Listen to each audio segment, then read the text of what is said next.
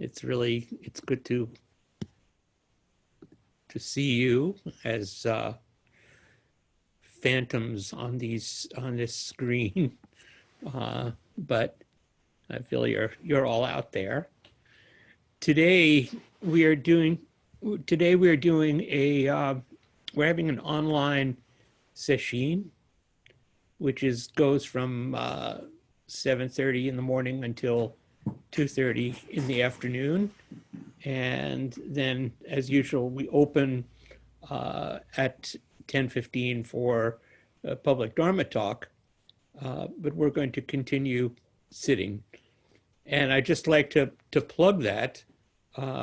We have, if you look on the BZC website, we have now these session or half-day session events scheduled through January. And I want to make sure, so Mary Beth, are we recording? Is record happening? Okay. And we're going to try a 3-day virtual session in December, a quasi Rohatsu session, but we're scheduling that later in the month so that people who are working, people who are teachers can attend. And, you know, it's in a certain way, it's not exactly that all bets are off, but we're really trying to adapt our schedule so that people can attend, so people can fit it into their life. Some of us are working, some of us are not, but we're working together to sustain our practice. So I'd like to encourage you, feel free to write me or Mary Beth or Kika, who's the other session director, if you want information about doing this, and I encourage you to participate in that. So,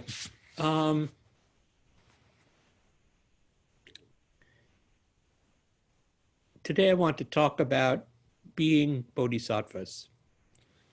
And we're all called to do this at this moment. You know, this is our life in the time of pandemic. The COVID-19 virus is spreading, and it's actually, we've never finished the first wave, and it's trending upwards for a variety of reasons, which I won't explicate because I don't fully understand it, but it is trending upwards still. The virus of racism is rampant in this country. I think because of a spirit that has been unleashed by, in many ways, by the government. It's not that racism didn't exist previously, but it's like the lid has been taken off of it. And, you know, on the one hand, there's some awful things that are happening, and some violent things, repressive things. And on the other hand, the reality is being seen by people across the country. And good people are trying to figure out what we want to do in response to that. I would say, and I think many of you experienced this personally, that the other shoe of the economic crisis is dropping, or is about to drop, or already has dropped. One way or other, we see its shadow over our heads. I think, you know, and I grieve about how this affects many of us personally. And just in the last week, I've been hearing about Buddhist centers, centers that are run by friends and peers, and in just about every lineage, you're hearing about teachers and communities that are having to let go of their centers, that they're closing them because, particularly in urban places, it's very difficult to afford the rent on spaces that are sitting unused, unattended. And while they're unused and unattended, the income streams are significantly down. And so they're closing their doors, which is, at least for now, which is really tragic. And this is true for some small places, but it's also true for a couple of larger places that I've been hearing about. I think, just to reassure you, I think that Berkeley Zen Center is relatively stable financially certainly for the foreseeable future. I'm sitting, the treasurer is right over there, so I'm looking over in her direction. But I think we're okay, but that's because we've been very fortunate and wise in how we've marshaled our resources, and we have no mortgage, and we own this place, and our expenses are relatively low. But I really feel for my friends who are, who built some beautiful places, and they're really thinking about shutting the doors. So given all of that, what does it mean to be a bodhisattva? We have these vows, which we're going to recite at the end of the talk, but they're very familiar. They're really imprinted on our minds. Beings are numberless. I vow to awaken with them. Delusions are inexhaustible. I vow to end them. Dharma gates are boundless. I vow to enter them. Buddha's way is unsurpassable. I vow to become it. Every one of these vows incorporates within it an impossible conundrum. If beings are numberless, how can I vow to awaken them all? If delusions are inexhaustible, well, how can I come to the end of them? And so on and so forth. But this is our vow. It's like to dream the impossible dream. That's what we're doing. And the practice of these vows brings to mind words that are ascribed to Suzuki Roshi. And I remember for years, I have a notebook where I keep notes and a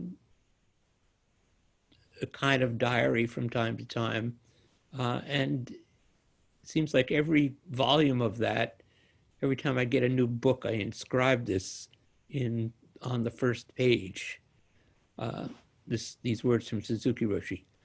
Life is like stepping onto a boat which is about to sail out to sea and sink. Life is like stepping onto a boat which is about to sail out to sea and sink. It turns out I was researching this. There's a kind of backstory.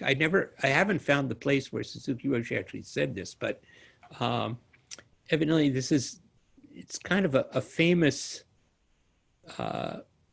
expression that's not easy to track down, but this is what happened to many of the monks who set out from Japan who really wanted to learn Zen. They would set out in a boat and in order to travel to China, and the boat would go out to sea and sink. So it was very difficult to bring the Dharma back to Japan, and very difficult to bring the Dharma from Japan to us. And yet these dedicated people, Dogen did this, Suzuki Roshi did this, Maizumi Roshi, Kobanshino Roshi, Okamura Roshi. We are in great debt to all of the teachers who made their way across the ocean to bring us the Dharma. And they brought it with great energy and joy, which is part of what I'm going to speak about. So I came across this wonderful poem by the poet Albert Saijo, who I think this poem is incredible commentary on Suzuki Roshi's words. Albert Saijo was a Japanese-American poet who was associated with the Beat Poets. He was very good friends with Phil Whalen and with Kerouac and with Lou Welch. And as a young man, he was born in 1926. And as a young man, he was interned at Heart Mountain, Wyoming during World War II. And then when he came of age there, he joined the U.S. Army in the famous 442nd Regiment, which was the Nisei second generation Japanese regiment, which fought in Italy and other places in Europe and became quite famous. Anyway, when he came back, he went to USC and he was a poet. And this is a poem and he was a character. He was actually a character, I'm forgetting the name, in Kerouac's novel, Big Sur. I'll find it, I'll let you know. And this was a poem that he wrote, I think he wrote it in the 50s, but it was published in 1997 in a book that he wrote called Outspeaks, a Rhapsody. And I'll just say that in his last years, the last 20 years of his life, he moved to Hawaii, to the Big Island, and he was friends with Robert Aitken Roshi, and was a Zen student of his own stripe. And I met him briefly at Aitken Roshi's funeral, but I found this poem this week. I'm missing things. Bodhisattva Vow. Bodhisattva, how do we be bodhisattvas? Let me show you.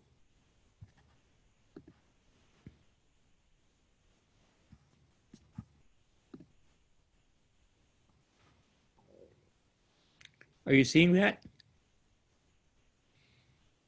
There's our bodhisattva in the Zendo.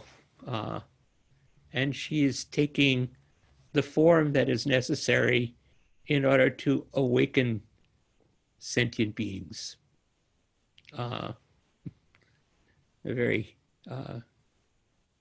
It's a timely act on her part. So I'm going to read you this poem, and I'll see if I can put it up on the screen as well.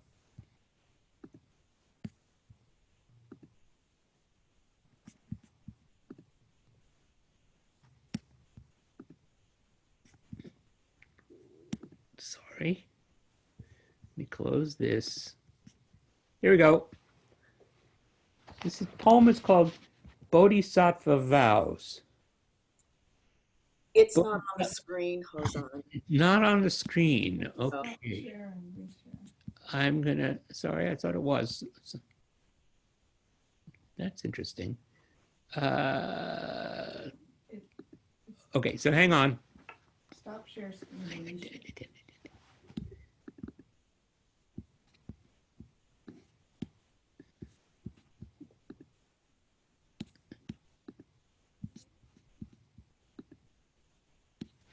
How about now? Yes. Yes. Okay, good. Bodhisattva vows. Bodhisattva vows to be the last one off the sinking ship. You sign up and find out it's forever. Passenger list endless. Ship never empties. Ship keeps sinking, but doesn't go quite under. On board, angst, panic, and desperation hold sway.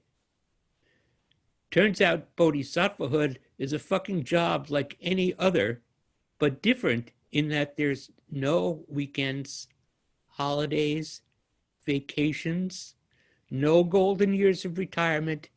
You're spending all your time and energy getting other people off the sinking ship into lifeboats bound gaily for nirvana, while there you are sinking. And of course, you had to go and give your life jacket away. So now let us be cheerful as we sink, our spirit ever buoyant as we sink. So now let us be cheerful as we sink, our spirit ever buoyant as we sink.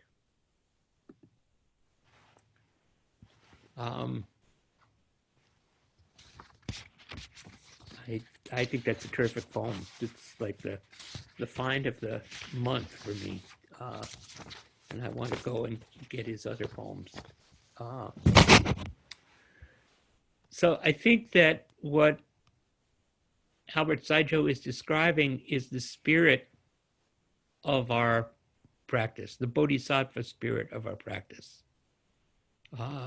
This, let us be cheerful as we sink, our spirit ever buoyant as we sink. So for a bodhisattva, for us as bodhisattvas, wisdom and compassion are not enough. There has to be joy. I think about, in this, I think about as we have been, I feel we've been experiencing Sojin Roshi in the last months, that as he contends with illness and treatment, buoyant is really a way that you could describe his spirit, and joyous. And there's always a laugh that is close by, you know, not necessarily a belly laugh, but a laugh of just appreciation and joy. And I think that in my experience, most of the wonderful teachers that I've met had this capacity. You know, I think about His Holiness the Dalai Lama. I think about Mahagosananda of Cambodia, and I think of Shodo Harada, who Alex is studying with in Japan. And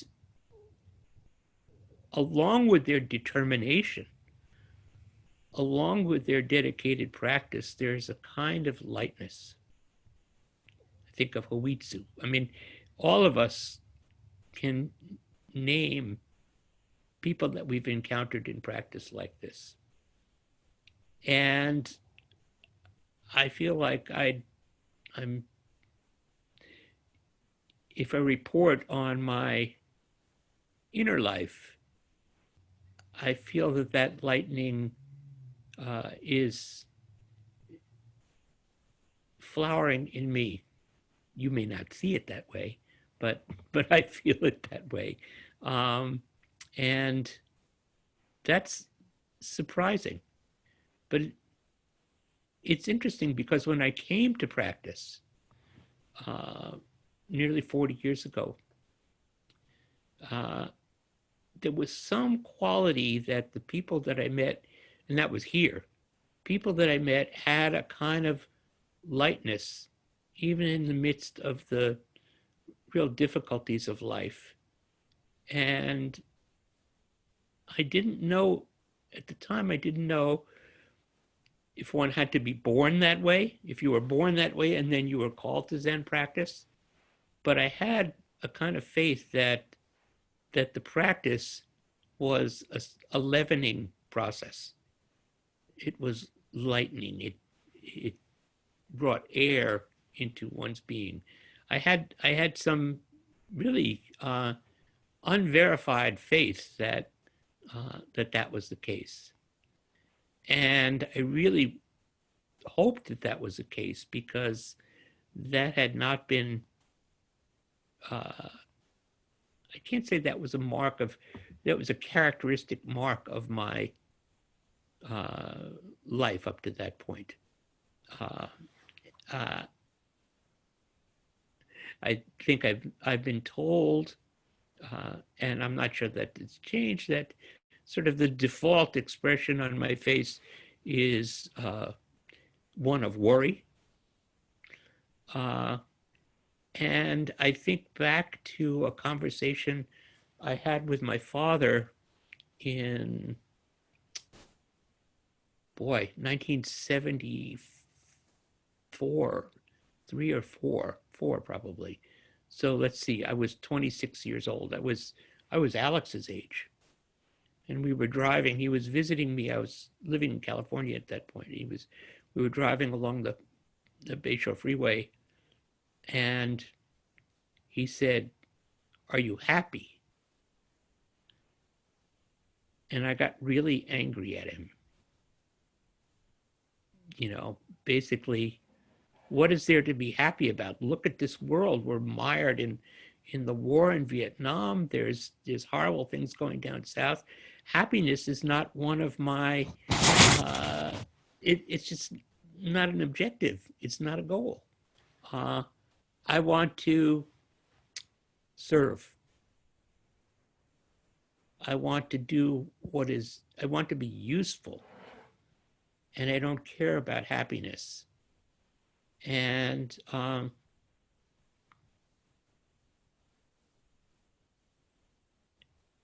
it was a tension between us. I don't think he was very happy about my response. And, it took, I don't know, 30 years or so before I realized that essentially he had asked the right question. And, it wasn't that he wanted me to put on rose-colored glasses. He wanted me to be aware that there was joy in the world, joy just in our lives. And that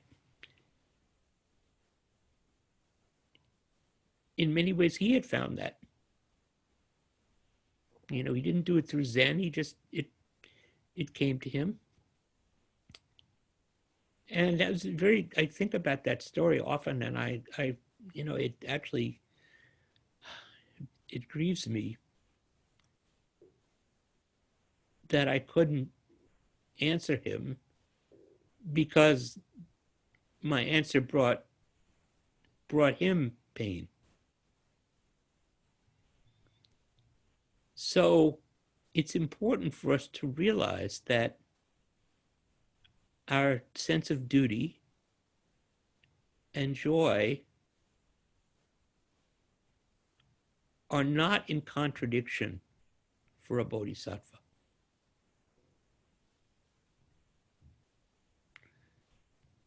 And to encourage you to recognize that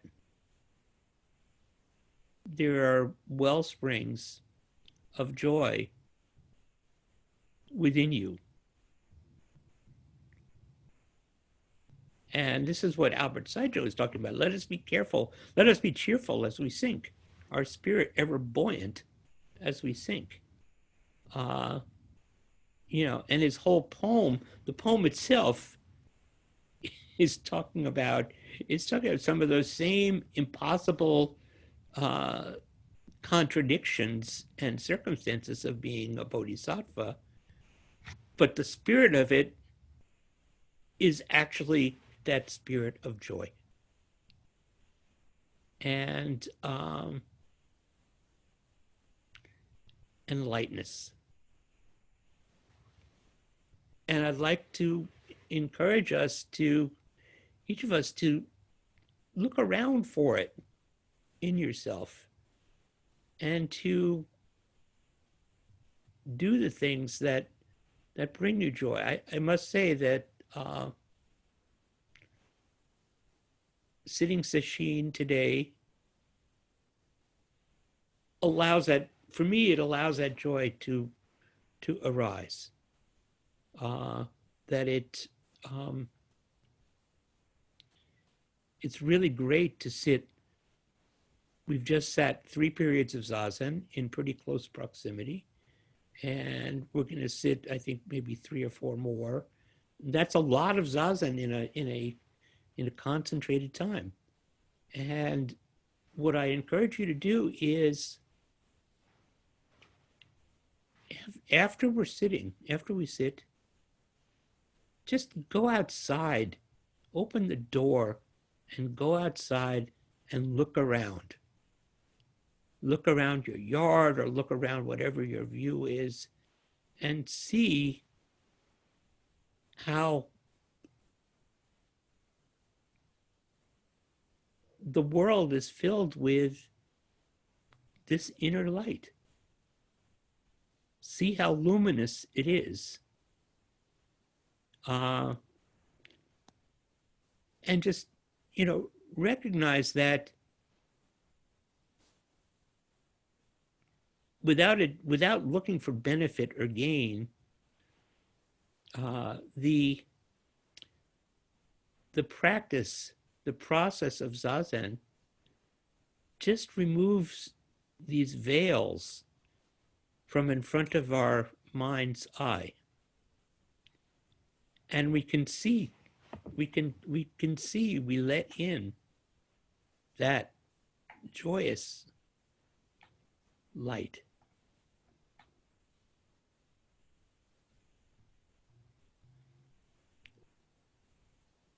I don't know where it comes from.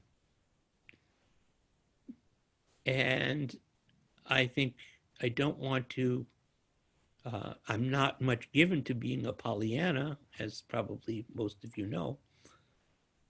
But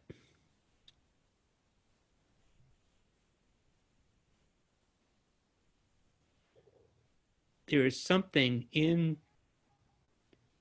the perception, the encounter with Buddha nature that lifts us, that encourages us to share with other people, and to help them through the very real difficulties, not illusory, real difficulties that people are experiencing now.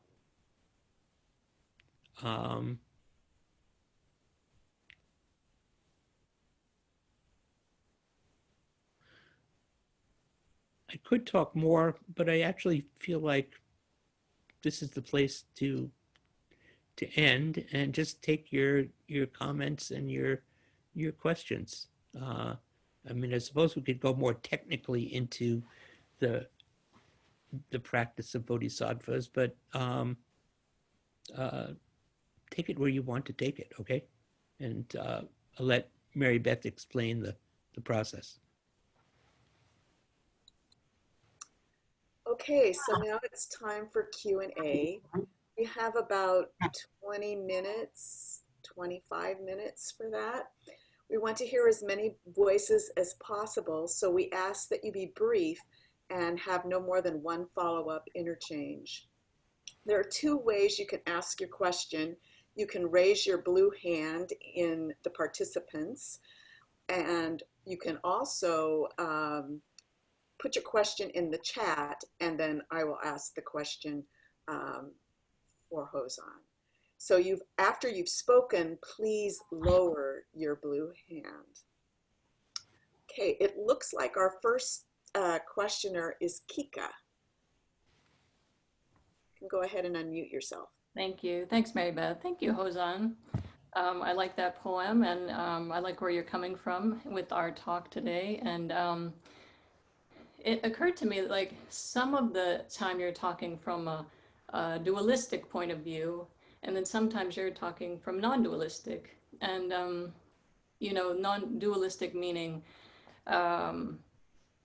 we exit Zazen and then we go out into the world and we can see things a little differently. But in fact, they are always that way. I wonder if you could talk a little bit more from the non-dualistic side about the same subject.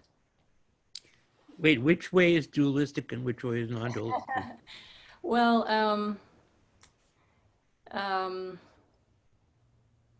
hard to explain, but you know, that we enter into Zazen and then we arrive at some place where now we can view the world in a different way, and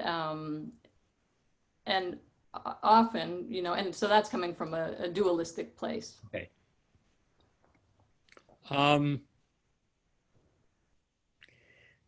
That way is always, that way of seeing is always available to us. And I feel that I have moments of that all the time, not just you know, after Zazen, or not just catalyzed by Zazen, that I feel like I'm more attuned to that. There is the mundane world, but you know, it reminds me of you know, first there is a mountain, then there is no mountain, then there is a mountain, and I don't separate the dualistic and non-dualistic particularly. All I notice is shifts in perception, and I don't necessarily name it, because I also feel that when you're seeing one thing, then there's something else that you're not seeing, and vice versa. So I don't think there's a very clear answer, because I think partly because it's difficult for me to distinguish between dual and non-dual. They interpenetrate each other so thoroughly in my, not just in my understanding, but also in my perception. And I've always felt that way, you know, even before I had the language. Even as a child, I remember just the way I put it to myself was that there's, and I did this as a kid, you know, 10 years old, just feeling like there's an open mystery in the world. And I didn't have an answer. I couldn't tell you what it was. All I felt was, wow. So maybe I'll leave it there. Ed Herzog.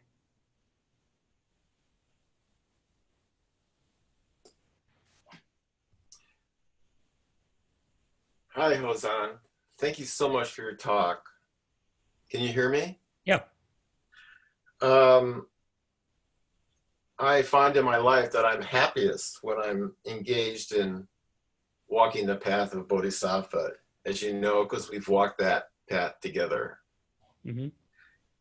But especially today in the time of COVID, my fear of pain, death, and probably the strongest, my fears of abandonment feels sometimes so strong that it drowns out everything else, and my boat begins to sink under those feelings, and I begin to gather water, and at times I can't grab a life raft or and bail myself out. It becomes so strong, and so I'm wondering if you had any thoughts about that. Well, first of all, I will not abandon you. No, thank you. And I would venture a guess that we will not abandon you, which is not necessarily the remedy for the fact that you may feel abandoned. Yes. But it's actually the way it is. Mm-hmm. And yeah, you know, today, well, I just want to say there's a line in this poem that I think is worth remembering. Ship keeps sinking, but doesn't quite go under. Yes. You know, remember that. You know, it's like, so you can always climb up on top of the mast, you know, and then jump off. And ask for help. Yeah, right. Send out an SOS. Right. But when the helicopter comes by, get on it. Don't tell them you're waiting for Buddha to save you. That is Buddha. Yes. Yeah. But just to say today, it's, you know, there's so many enraging things going on. I know. The federal government, at Trump's direction, has executed 3 people this week. Yes. The first 3 federal executions in 17 years. The second execution was actually a Buddhist. Oh. And I've been sort of in exchange with his spiritual advisors, one of Shohaku Okamura's priests named Sagan Harkelmeyer, I think. And I have not met him, but he was there. And it's just, if I settle in that, if I let that take over my body, then I'm full of anger. And that anger is not inappropriate. It's just, I want to choose how to work with it and not let it run me, because it'll run me into the ground. Then I will sink. Then I'll just fall into the hull, which is underwater. So we need our friends to take care of us. Thank you. Thank you. Andrea Thatch.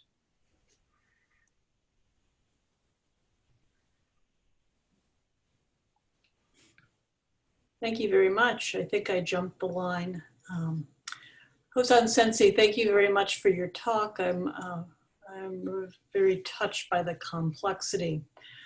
And I wanted to ask you, I feel like the sense of happiness and lightness that I can feel has a lot to do with thoroughly accepting the causes of conditions that come together in a particular moment of time. However, I have it pretty easy. And I'm wondering, for you, when you're actually face to face with someone who is about to be executed on death row, or is panhandling at the corner of Alcatraz and MLK, as he is every day there, how do you bring that sense of what you know as a Buddhist practitioner to his well-being? How do how is it that your acceptance or your presence or your understanding can help save that person in that moment?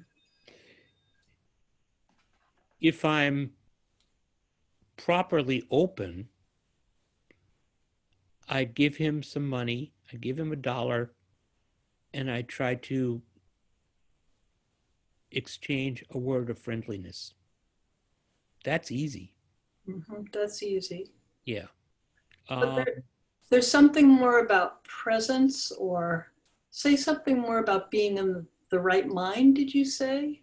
Yes, I said if I'm open, there's a mind that I'm sure we all encounter. I think I know this guy that you're talking about. I mean, I don't know him personally, but we see him. He's there a lot. There's the "don't bother me now" mind, right?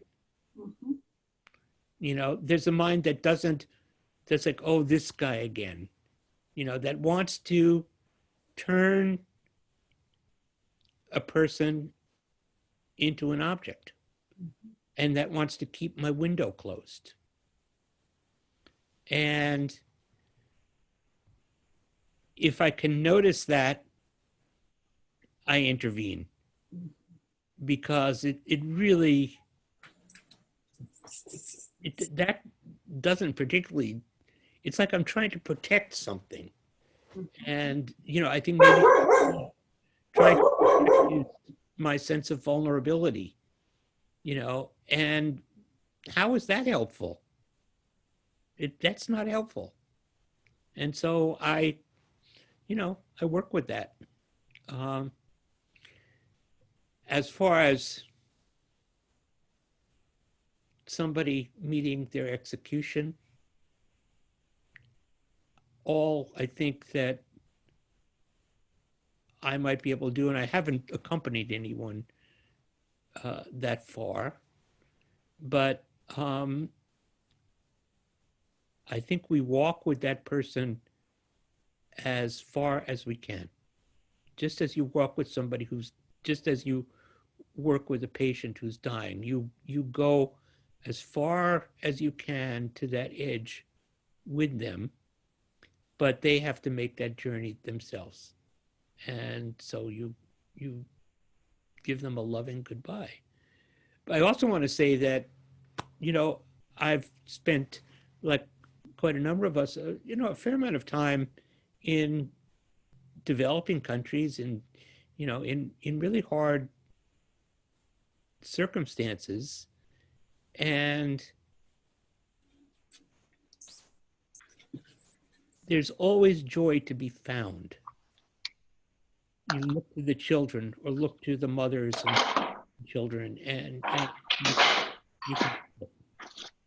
If I may just add one thought that came up as you were talking, I was flashing on an experience that I had when I was in the Bogaya a long time ago, watching a Lama give a coin to a beggar who was on the same corner. And there was such a feeling that no one was, I couldn't tell who was giving whom what.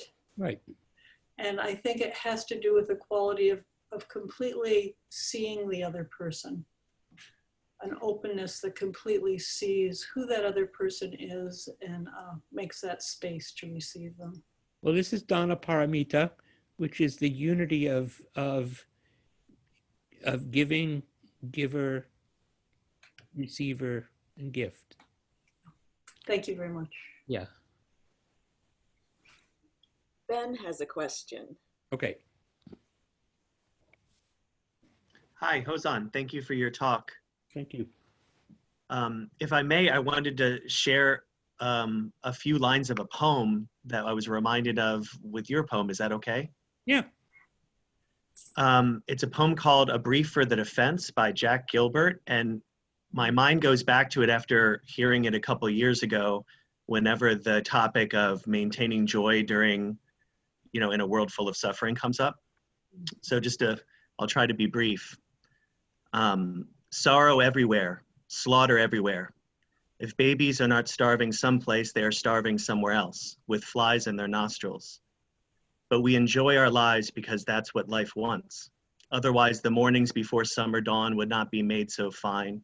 The Bengal tiger would not be fashioned so miraculously well. The poor women at the fountain are laughing together between the suffering they have known and the awfulness in their future, smiling and laughing while somebody in the village is very sick. There is laughter every day in the terrible streets of Calcutta, and the women laugh in the cages of Bombay. If we deny our happiness, resist our satisfaction, we lessen the importance of their deprivation. We must risk delight. We can do without pleasure, but not delight, not enjoyment. We must have the stubbornness to accept our gladness in the ruthless furnace of this world. To make injustice the only measure of our attention is to praise the devil. And I'll just stop there. It goes on for several more lines, but I just wanted to share that. Thank you. It's a wonderful poem. I'd like to invite Sojun Roshi to comment if he is. I'm not seeing him right here, but I did a moment ago. I don't know if he's still here. Sojun, unmute yourself.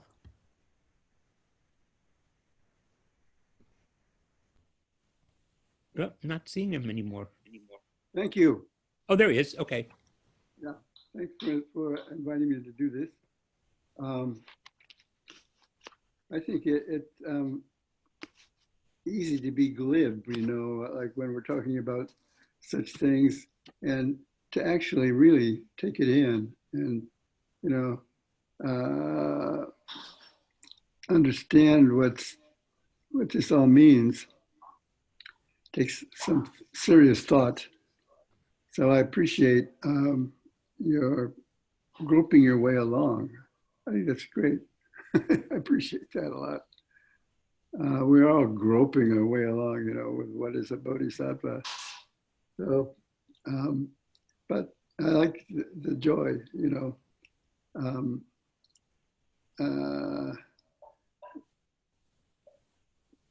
When you're really hurting a lot, joy comes in. It means something like you're not attached to your pain. You're not attached to pain, period. You just, you know, the joy is really necessary. And to laugh at yourself is the best. Yeah.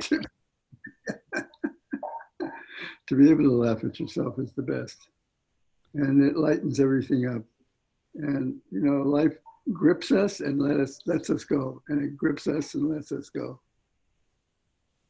And a good teacher will grip you and let you go. Yeah. That's part of practice. So I really appreciate your presenting this and working with it. Yeah, thank you. Thank you. I think you can turn this into a practice. You know, often when we make a mistake, we berate ourselves. And it's like we add insult to injury. That's a great expression, you know. And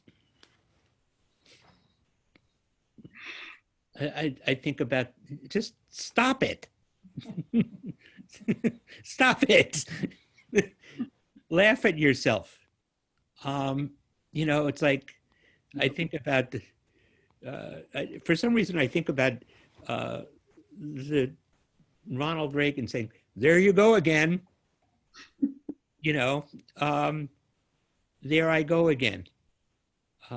If I've made a mistake, the kinds of mistakes that I make, fortunately, for the most part, don't kill people. And yet, it's so easy to take on to let the whole damned world seep in when you've made a mistake. And it's just, that's really not the point. Just laugh at yourself. Don't get caught there and do the next thing. That's one of the things. If you add that insult to injury, then you've missed the next moment. When you're playing music and you make a mistake, you know, you don't stop. You know, if you get hung up on the mistake, then you've missed the next passage completely. You know, and it's also true that there's practice, that you pick, you know, playing music. If there's a passage that I notice, if I'm playing a song or a melody, and every time I get caught in the same place, then I actually need to stop. I need to stop and go over that passage and practice it and figure out how to do it in a graceful way. Because if I don't, then I'm just going to make the mistake over and over and over again. And we do this in our lives. That's really a metaphor for how we act. And so sometimes in the moment, so here's, okay, what it boils down to is, to me, is take what you do seriously and don't take yourself seriously. Be able to laugh at yourself, be able to be light with yourself, and also really intent on what you're doing, because it makes a difference to the world. So I think I'll take one more. I see Heiko. Thank you, Hozan. Wonderful inspiration and clarity arising here. When you first started this talk, you mentioned that we should go outside afterwards. And that clicked in my mind with my phrase of the week, which I read somewhere, which from a famous poet, probably a Zen person, I don't know, saying, pay close attention to the activities of the birds and the insects in your environment. And I don't know if that's familiar to anybody, but that very attention, you know, if you're always doing it, you're going to also be experiencing all the emotions and moving on quickly. The spider eating the fly and then moving on, you know, and so on. And so as we are looking for joy or looking for solutions, really, we're just looking for go outside and watch the bugs, if I can say so. Thank you.